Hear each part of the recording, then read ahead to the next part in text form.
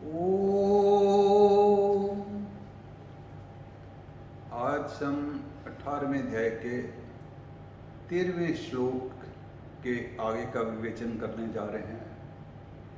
हमारा ध्येय यही है कि देखना कि संन्यास क्या है, परंतु संन्यास क्या है जानने से पहले कि हमारे कौन से फैक्टर्स हैं, घटक हैं जिसके द्वारा कर्म होते हैं, उनको किस तरीके से उनमें सावधानी यूज़ करी जाए, कौन से हमारे भाव हैं जो हमें कर्म के लिए प्रेरित करते हैं, उनमें से किस तरीके का हमको ज्ञान धारण करा जाए जिससे कि हम जो है संन्यास को प्राप्त हों।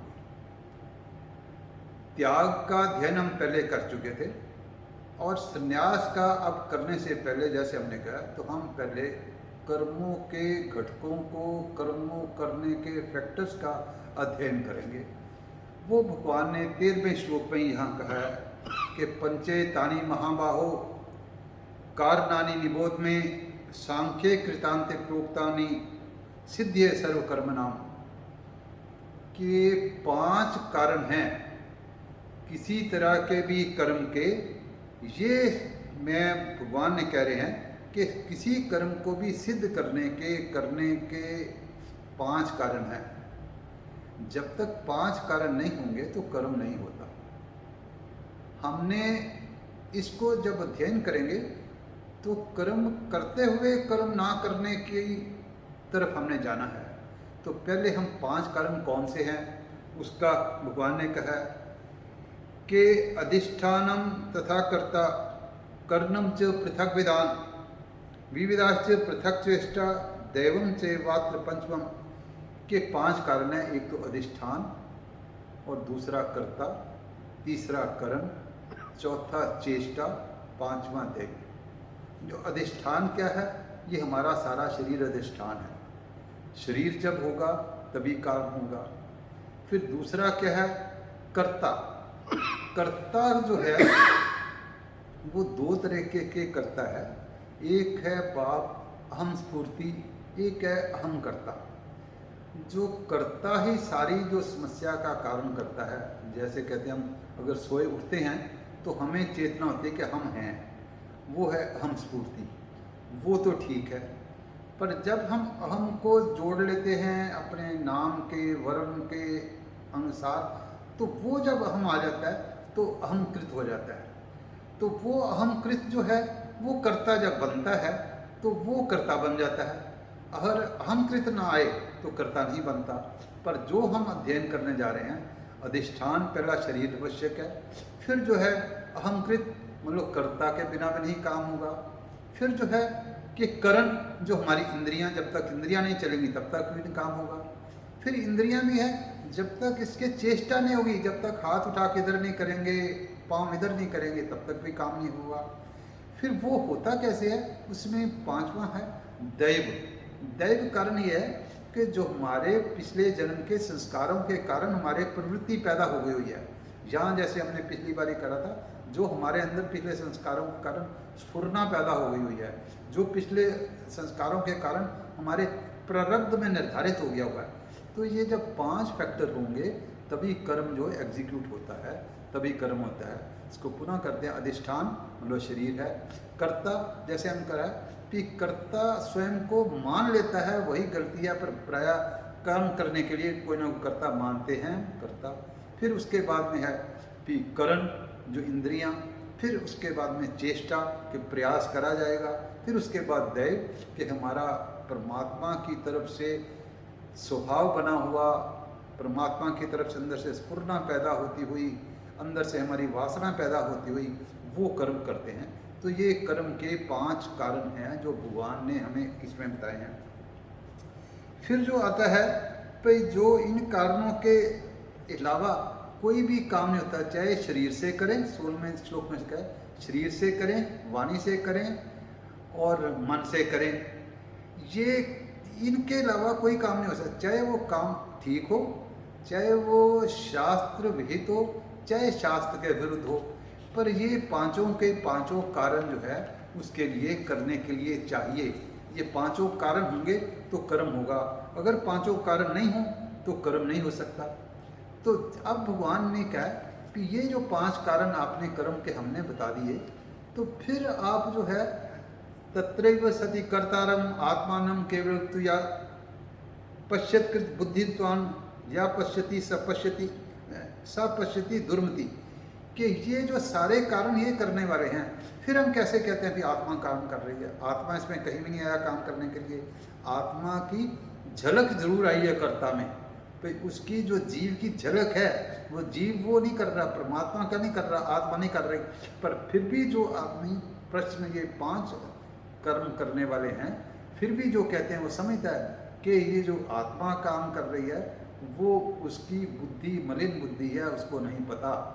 तो हमें ये ध्यान करना है कि पांच फैक्टर तो काम करने वाले हैं, पर कर्ता जो आत्मा कर्ता नहीं है।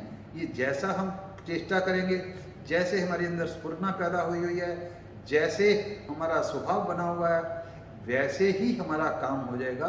पर इसमें भगवान कुछ नहीं कर रहा, आत्मा कुछ नहीं कर रही। आत्मा की झलक से हमने अहम स्फूर्ति को अहम कर्ता समय के कर्ता मान लिया, उससे काम हो रहे हैं। तो इससे हमें जो अगले वाले श्लोक में भगवान ने, ये श्लोक भी बहुत इम्पोर्टेंट है, यस्य नाहम कृतो भावो बुद्धि यस्य न लिप्यते हत्वापि स इमान लोकान हंति ना निबद्धते। कहते हैं जिसको ये ज्ञान है कि आत्मा पीछे कुछ नहीं कर रही, अर्थात स्वयं मैं कुछ नहीं कर रहा, वो चाहे अर्जुन को बताने के लिए कर रहे हैं तो युद्ध क्या कह रहा है, वो चाहे सारे लोगों को मार दे तब भी उसको पाप नहीं, क्योंकि वो कुछ कर ही नहीं रहा। वो उसके ये पांच फैक्टर काम कर रहे हैं, पर वो स्वयं नहीं है। ये अगर पांच फैक्टर काम कर रहे हैं, स्वयं नहीं है, अपने आप को कर्ता नहीं समझ रहा, तो उसका काम कोई नहीं है। वो जैसे हमने आगे भी बताया था कि एक व्यष्टि है, एक समष्टि है। जैसे समष्टि को भगवान हैंडल कर रहे हैं, नदियाँ चल रही हैं, समुद्र आ रहा है, सूरज समुद्र से पानी खींच रहा है, वहाँ जा रहा है, ऑटोमेटिकली कर रहा है, इस पर कुछ नहीं कर रहे। जैसे समष्टि है ऐसे ही व्यष्टि हैं।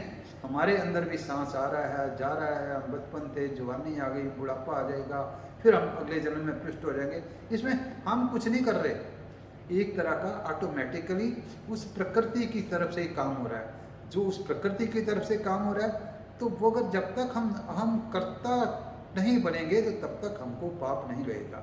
जो कर्ता के बने बिना अगर उसके माध्यम से, जैसे अर्जुन को भी भगवान ने कहा था कि तुम निमित्त मात्र बन के काम करो, जो अगर निमित्त मात्र बन के हम काम करेंगे तो उसका कोई पाप नहीं लगेगा।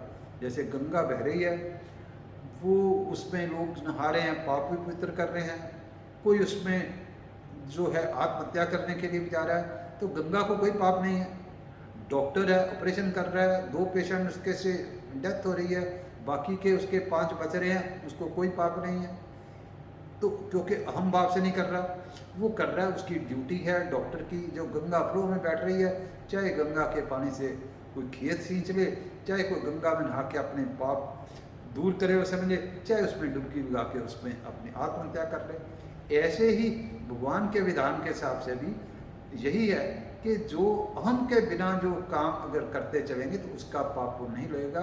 वो जैसे अर्जुन को भी अगर कहा कि अगर मारेगा तेरे को पाप नहीं है, युद्ध के मैदान में सैनिक अगर मार देता है उसको कोई पाप नहीं है, क्योंकि वो स्वयं नहीं कर रहा, उसकी एक तरह का सैनिक वाला कर्तव्य उसके माध्यम से करवा रहा है। तो ये है। अब ये है भाई कर्म, जो फर्दर कर्म होता कैसे है। ज्ञानम ज्ञेयम परिज्ञाता त्रिविधा कर्म चोदना, कर्मम कर्म करते थी त्रिविधा कर्म संग्रह। कि कर्म होने के लिए फैक्टर जैसे आपने 5 करे, अब इसने 6 भी पहले हमें ज्ञान होना चाहिए कि ये कर्म करना है। जैसे हमें प्यास लगी, हमको ज्ञान हो गया कि प्यास का ज्ञान हो गया। फिर गे मिटेगी कैसे, ये गैस पानी है, वो उसको जानना है। हमने परिज्ञाता हो गया कि अंदर से हमारे को अंदर से एक तरह का करने की इच्छा पैदा हुई, तो इच्छा पैदा हुई, परिज्ञाता, उसको पता चल गया मेरे को प्यास लगी है, और प्यास लगी जल को जाना है और आगे उसको प्राप्त करना है। जब तक ज्ञान रहा, ज्ञेय रहा और ज्ञाता रहा, जानता, तब तक कर्म एग्जीक्यूट नहीं हुआ। तब तक एक तरह का कर्म करने की प्रेरणा मिली है कि हमने ऐसा कर्म करना है। कर्म एग्जीक्यूट तब होगा जब कर्म हमारी इंद्रियां चलेंगी और इंद्रियों से कर्म होगा और उसमें जो है कर्ता का भाव भी आएगा। जब कर्ता का भाव भी आएगा, कर्म भी होगा, तो तब जो है कर्म होगा, तो तब कर्म एग्जीक्यूट होगा। पहले कर्म की प्रेरणा है, फिर कर्म का जो संग्रह है। तो कर्म की प्रेरणा से लेकर कर्म संग्रह तक जब पहुंचता है तो तब कर्म होता है। तो उसमें जो है फिर पाप पुण्य अर्जित होते हैं।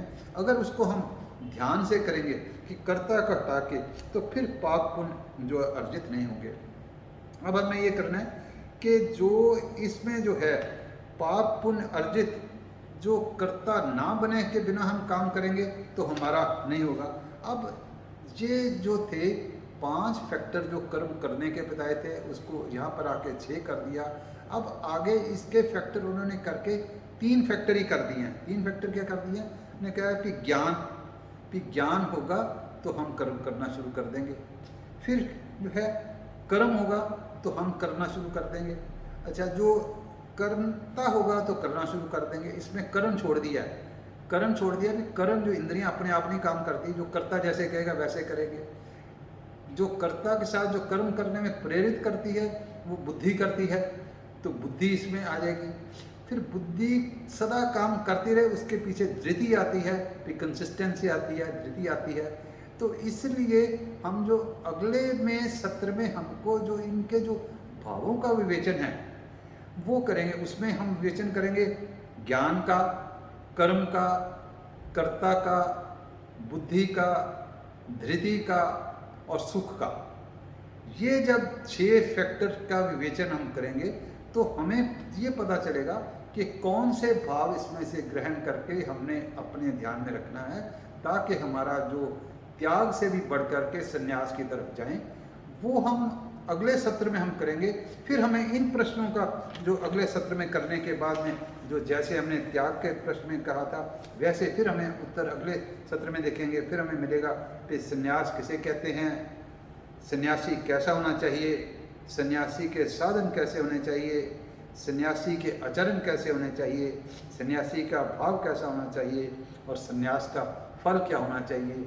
इसका जब हम भावों की विवेचना कर लेंगे तो तब हमें इन प्रश्नों का उत्तर मिलेगा। ये हम अगले सत्र में करेंगे। सर्वे भवन्तु सुखिनः, सर्वे सन्तु निरामयः, सर्वे भद्राणि पश्यन्तु, मा कश्चित् दुःखभाग् भवेत्।